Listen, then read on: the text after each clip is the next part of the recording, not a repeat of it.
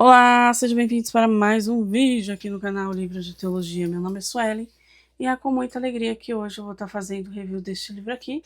Mas antes, se você ainda não é inscrito no canal Livros de Teologia, já te peço se inscreva, ative as notificações, que aqui eu posto vídeo todo sábado. O propósito era postar vídeo todos os dias, né? Aí o que acontece, gente? Quando eu só era espectadora, né, dos canais de teologia, dos canais de review, eu achava assim, gente, qual que é a dificuldade de não gravar review? Qual que é a dificuldade de não fazer live? E não sei o quê. Depois, quando eu passei por esse lado, meus queridos, eu vi a dificuldade que é para gravar um vídeo, viu? Às vezes é a memória do celular que tá muito cheia, porque a minha não é câmera, né? Futuramente, bem futuramente, pretendo comprar a câmera. Mas o celular é muito mais prático, então eu gravo aqui pelo celular. E aí, às vezes, se eu gravo um vídeo muito longo e se eu quiser editar, gente, dá um trabalho. Você acha que vídeo de 10 minutos, 15 minutos não dá trabalho nenhum? Engano seu, meu querido. Dá muito trabalho. E eu que sou bem perfeccionista com essa coisa de, de deixar as coisas bem direitinho, editar, essas coisas, eu ficava horas só para fazer um vídeo de 15 minutos a 30 minutos, essas coisas. Certo? Então, se você não é inscrito aqui no canal, já te peço se inscreva. Se você não nos segue lá na página do Instagram, Livros de Teologia, tá desse jeitinho mesmo, Livros de Teologia, já te peço se inscreva no Instagram.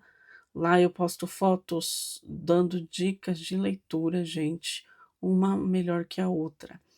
O propósito também era tirar foto todos os dias, mas vou me adaptar e eu acredito que até em 2026 eu já vou estar redondinha com isso. Depois o propósito foi fazer o vídeo pelo menos 2 vezes por semana. Quem disse também que eu consigo? Não consigo. Então estou postando todo sábado. Se você não nos assiste, todo sábado já te peço, já vai lá. Tem vários vídeos lá mostrando reviews de livros, seja eles em lançamento e seja eles também que é de anos, que nem esse daqui que é de anos. E que mais que eu te falar para vocês? Porque esse é o único momento que a gente tem para conversar assim, né? Já que eu não tô fazendo muitos. Já que eu não fiz ainda. É, vídeo ao vivo, né? Isso até esqueci. Live, gente, já que eu não faço live por enquanto, mas futuramente também pretendo fazer lives.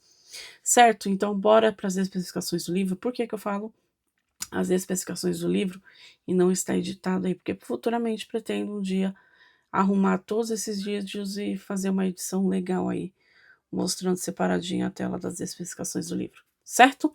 Então, bora novamente para as especificações do livro. O nome do livro é Raízes da Teologia Contemporânea. O autor é Hermínsten Maia Pereira da Costa. A altura do livro é de 23 centímetros, a largura é de 16 centímetros, a espessura é de 2,3 centímetros, são 496 páginas, as folhas são brancas, o acabamento é de brochura, editora Cultura Cristã, copyright 2004, ele é um livro brasileiro, né? Então também tá 2004, e esse livro está na segunda edição 2018. Olha só como que é o livro por dentro, né? Por dentro, por fora, bonitinho. Quando você for colocar na estante, ele vai ficar desse jeito, certo? Aqui atrás vai falar sobre o que? Olha, teologia contemporânea é o estudo analítico crítico das manifestações teológicas surgidas após a reforma e, em geral, contrárias ao sistema dela. Isso não significa que a teologia contemporânea tenha como escopo, por exemplo, o catolicismo. Não. Na realidade, ela estuda com evidente maior ênfase a teologia protestante proveniente da Reforma, especialmente aqueles teólogos ou movimentos que surgiram, caminhos que contradizeram, ainda que parcialmente, o pensamento e o espírito da Reforma, exercendo uma influência decisiva no desenvolvimento teológico, quer ortodoxo, quer não. E aqui está o irmão Hermínsten Maia Pereira da Costa, certo? E aí a gente já vai É o que tem dentro do livro. Claro que eu separei só umas coisinhas só para dar uma palhinha de como que é o livro, tá bom? Então vamos lá, gente, olha. Abrindo ele aqui, a gente já vê a página de rosto, certo? Comprei ele, foi no dia 22/4/2002, gastei R$ 48,40. Esse livro, ele tá muito mais caro, ele só não tá ele agora, tá? Mas ele geralmente é mais carinho. Eu paguei barato porque tava naquela promoção lá. Uma promoção boa da cultura cristã, certo? E aí, gente, deixa eu mostrar aqui para vocês, olha, a ficha catalográfica e o sumário. O sumário, gente, ele é muito vasto, tá? Olha só o quanto que tem aqui de coisa aqui. Mas aí eu vou dar uma lidinha para vocês verem mais ou menos o que tem aqui dentro, certo? Só para não perder a prática. Aqui a gente vai ver o prefácio, a introdução. Dentro da introdução, definição, importância do estudo da teologia contemporânea. E aí vai indo.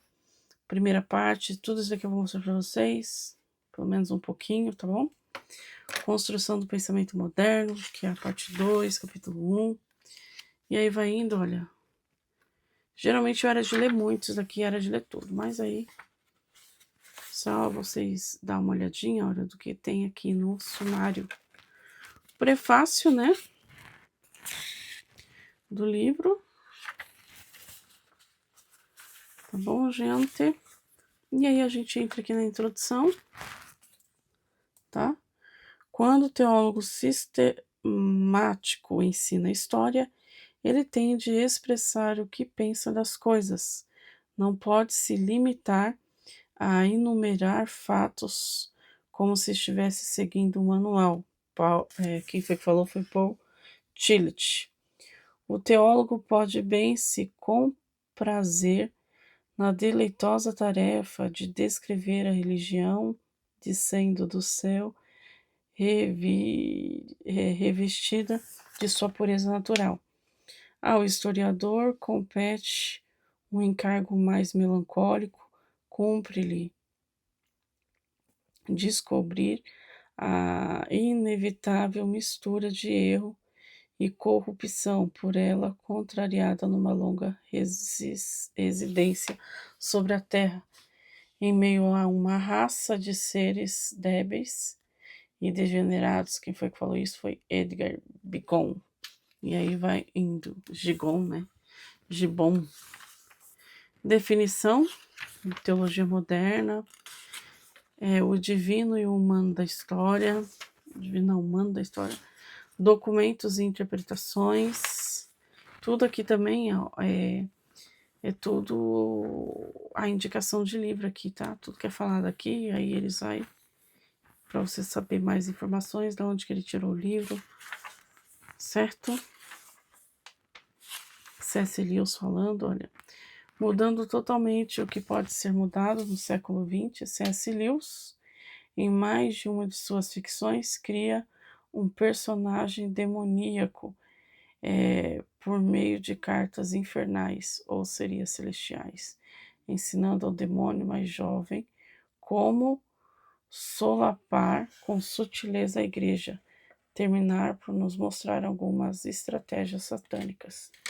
E aí vai indo, certo? Indo mais adiante, a gente já entra aqui na parte da Idade Média, como que era mais ou menos o pensamento, certo? Ó, introdução, apontamentos sobre o pensamento medieval. Quando não podemos conhecer alguém diretamente, sabemos que obter informações apenas pelos seus amigos pode nos conduzir a uma compreensão por demais cândida, né? Da mesma maneira, conhecer pelos olhos de seus inimigos é algo preocupante, certamente nos conduzirá a equívocos graves. Essas duas formas paralelas de conhecer podem ser infinitamente enganosas. Como fica evidente aqui, não há nenhum tipo de egocentrismo. Antes, a cautela própria que quem crê na possibilidade de conhecimento, contudo, sabendo que não temos acesso direto a fatos. Antes, todo o nosso conhecimento é imediato. Depende de meios que vão desde o lugar físico onde nos encontramos, passando, né, pela nossa capacidade física e psíquica de perceber as fontes disponíveis, até os nossos referenciais teóricos que oferecem determinados enfoques ideais, privilegiando ou mesmo criando aspectos da realidade. Aí aqui, olha, tá o número 1 aqui. O número 1 vai estar falando aqui de onde foi tirado essa informação, olha. Quando o problema do conhecimento dos seus pressupostos ver Hermísten M.P. Costa, Raízes da Teologia Contemporânea. São Paulo, Cultura Cristã, 2024, página 16 ao 26. A mesma forma de aproximação do objeto já indica onde estamos. Todo conhecimento parte de um pré-conhecimento que nos é fornecido pela nossa condição ontologicamente finita e pelas circunstâncias temporais, geográficas, intelectuais e sociais, dentro das quais construímos as nossas estruturas de conhecimento. Só existe possibilidade de conhecimento, porque, entre outras coisas, antes que percebemos, há um objeto referente. Deste modo, o ser antecede o conhecer, a essência precede a experiência. Somos em muitos sentidos partes de um produto cultural, filhos de uma geração com uma série de valores que determinam em grande parte as nossas pré-compreensões. E aí, Hermísten, pressuposto, e aí vai indo, tá? Então é mais ou menos isso quando tem a numeração aqui, bonitinho. Aí aqui, olha, Schaeffer está correto ao declarar que as ideias nunca são neutras ou abstratas. Tem consequências na maneira como vivemos e agimos em nossa vida pessoal e na cultura como um todo.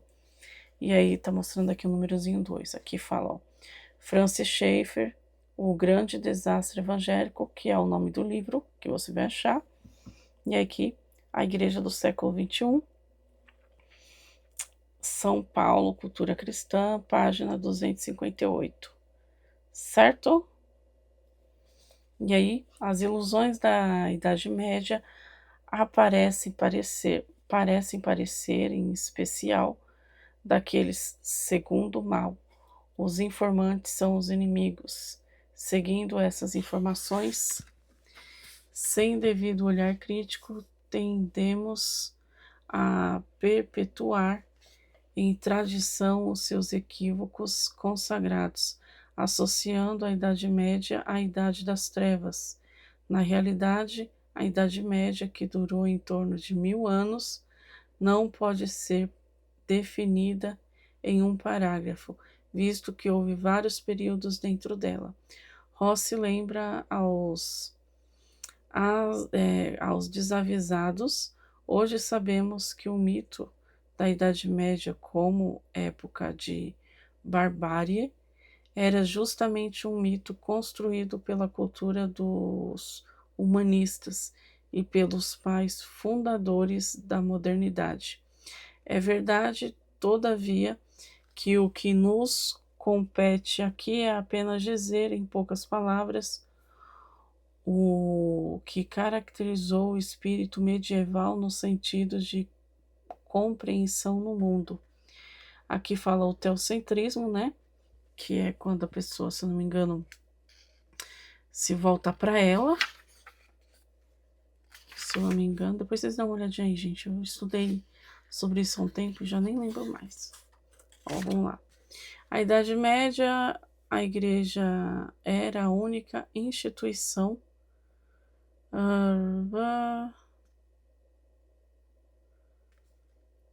internacional que possuía alguma credibilidade o poder da infância. Isso explica parcialmente, porém, a medida iluminadora o impacto da reforma no mundo ocidental. Se a noção que resume toda a concepção do mundo dos homens da Idade Média é de Deus. Resume e não. Teocentrismo, calma aí, aqui. De fato, o que caracterizou a Idade Média no plano religioso foi chamado de teocentrismo. Opa! Ah, tá. Então vocês entenderam aqui, né? Mais nominalmente do que real, que consistia em considerar Deus como o centro. Então, desconsidero o que eu falei, tá?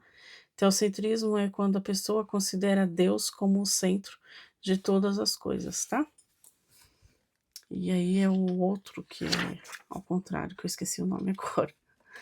Gente, eu tenho um probleminha sério de esquecer, viu, as coisas, viu? Então, não leve muito em consideração, não, sobre o meu esquecimento. Parte 2, tá? A construção do pensamento moderno, certo? Vai falar agora sobre o renascimento, ou melhor dizer, renascentismo também. Tá? O renascimento, apesar de ser uma decorrência da Idade Média, veio implodir a Idade Média e muitos dos seus valores. Pode parecer estranho o que estamos afirmando, todavia, não devemos nos esquecer de que os movimentos históricos não são determinados pela positividade, pelos fatos. Calma aí. Antes, há uma determinação por via oposta, indireta, que, contudo, não exclui as suas causas. Por isso, qualquer tentativa de explicar a relação entre a Idade Média e o Renascimento, quer dizer, de forma reducionista, ora afirmando a simples continuidade, ora declarando a total oposição. Cai numa simplificação deturpante dos fatos históricos, não fazendo jus à sua complexibilidade. Como bem observa Daniel Rops, nesse terreno, todo juízo de valor se revela subjetivo e gratuito. Certo?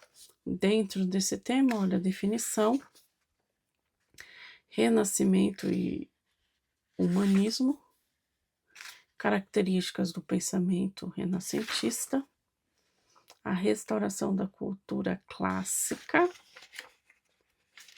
certo? E aí vai indo, olha, mais além, certo? E aí, separei mais um negocinho para nós. Tá acabando, gente, tá acabando. Fique aí mais um pouquinho. Depois a gente entra aqui já no pensamento moderno, tá? O homem moderno perdeu, em grande parte, a capacidade de crer e afirmar qualquer valor. Rollo May. Aí outra pessoa fala assim, olha, a filosofia moderna é relativamente moderna. E outra pessoa e tal falou outra coisa. Aqui tem o século XVI, o século XVII, a filosofia, o que é filosofar, filosofia moderna,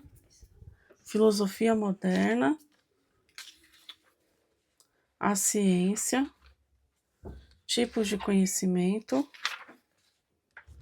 compromisso e limite da ciência, a ciência, sonho e trabalho, ciência e religião no pensamento moderno, e aí vai indo, certo, meu povo? Indo mais adiante, parte 3, olha só. O iluminismo e o liberalismo teológico do século XIX. E aí aqui a gente vê mais um pouquinho, olha. Liberalismo teológico, vai estar aqui a frase de um irmão. Depois a definição do liberalismo teológico, partindo de uma concepção bem ampla, podemos definir o liberalismo teológico como o esforço de interpretar, reformular e explicar a fé cristã dentro de uma perspectiva iluminista. Deste prisma, só pode ser considerado genuíno e crédulo, que se ajuste aos critérios racionais videntes. De certo modo, o liberalismo teológico é mais dependente do Renascimento do que da Reforma Protestante, certo? E aí vai indo. Aqui ó, a influência iluminista sobre a teologia, inspiradores contemporâneos do liberalismo, que vai falar de Kant, tá? Deixa eu ir mais adiante aqui, meu povo. Falar sobre Hegel. E aí vai indo, tá? Indo mais adiante, ó, antropocentrismo, que agora sim é quando a pessoa, se eu não me engano, pensa só nele e tal, certo? Agora aqui tem uns adentos, que vai falar sobre os temas, né? Olha, cristianismo e filosofia, tá? Amuradianismo, reforma pombalina, que é bem, olha, pra você ver, ó, a letra aqui, ó, bem pequenininha mesmo. Uma coisa bem rica, foi feito, muito bem feito esse livro, tá? E aí, por fim, a gente já entra na bibliografia, tá? Referências bibliográficas, certo? Então, este é mais um review. Eu espero muito, muito, muito que vocês tenham gostado deste review. Então, se você ainda não é inscrito, já te peço, se inscreva aqui, vocês vão ver vídeos assim, gente, eu mostrando o livro rapidinho, para vocês terem mais ou menos uma noção de como que é o livro por dentro, e se vocês aí têm mais ou menos uma noção. Certo, meus queridos? Então, este é mais um vídeo, eu espero muito que vocês tenham gostado. Não se esqueça de se inscrever no canal, ativar as notificações e tchau!